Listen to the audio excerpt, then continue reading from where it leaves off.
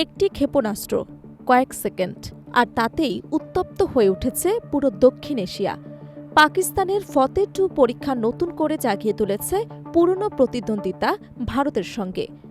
এটা কি শুধুই সামরিক মহড়া, নাকি শক্তির সরাসরি প্রদর্শন, নাকি আসন্ন কোনো বড় কৌশলগত বার্তার ইঙ্গিত? বিশ্লেষকরা বলছেন এটা শুধু পরীক্ষা নয়, এটি হতে পারে অঞ্চলের ভবিষ্যৎ উত্তেজনার সূচনা। দক্ষিণ এশিয়ার সামরিক মানচিত্রে নতুন এক শক্তির ঘোষণা দিল ইসলামাবাদ।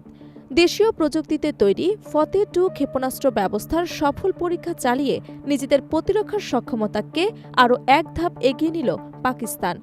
আঞ্চলিক প্রতিদ্বন্দ্বিতার কেন্দ্রবিন্দুতে থাকা ভারতকে লক্ষ্য করেই এই সক্ষমতা প্রদর্শন, এমনটাই মনে করছেন নিরাপত্তা বিশ্লেষকরা।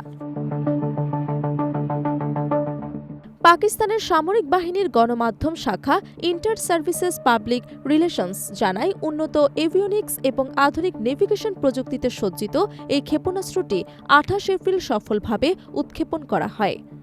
মূলত সেনাবাহিনীর প্রশিক্ষণ জোরদার করা এবং ক্ষেপণাস্ত্রটির প্রযুক্তিগত সক্ষমতা যাচাইয়ের লক্ষ্যেই এই পরীক্ষা পরিচালিত হয়েছে বলে দাবি করা হয়। তবে সামরিক বিশ্লেষকদের মতে এর ভেতরে লুকিয়ে আছে আর বড় কৌশলগত বার্তা। আর্মি রকেট ফোর্স কমান্ডের তত্ত্বাবধানে পরিচালিত এই পরীক্ষাটি সরাসরি পর্যবেক্ষণ করেন পাকিস্তান সেনাবাহিনীর শীর্ষ পর্যায়ের কর্মকর্তারা। উপস্থিত ছিলেন দেশটির খ্যাতনামা বিজ্ঞানী ও প্রকৌশলীরাও। এটি শুধু একটি প্রযুক্তিগত পরীক্ষা নয়, বরং একটি সমন্বিত সামরিক শক্তির প্রদর্শন, যেখানে প্রযুক্তি, কৌশল এবং প্রস্তুতি একসঙ্গে তুলে ধরা হয়েছে। আইএসপিআর তাদের বিবৃতিতে বলেছে, ফতেহ সিরিজের এই দেশীয় উন্নয়ন পাকিস্তানের প্রতিরক্ষা ব্যবস্থায় নতুন মাইলফলক যোগ করেছে, বিশেষ করে যুদ্ধক্ষেত্রে দ্রুত প্রতিক্রিয়া এবং নির্ভুল আঘাত হানার সক্ষমতা বহুগুণ বাড়াবে এই ক্ষেপণাস্ত্র। আধুনিক যুদ্ধের ক্ষেপণাস্ত্র যেখানে গতি এবং নির্ভুলতাই সবচেয়ে বড় শক্তি, সেখানে ফতে-2 একটি গেম চেঞ্জার হিসেবে দেখছেন বিশ্লেষকরা।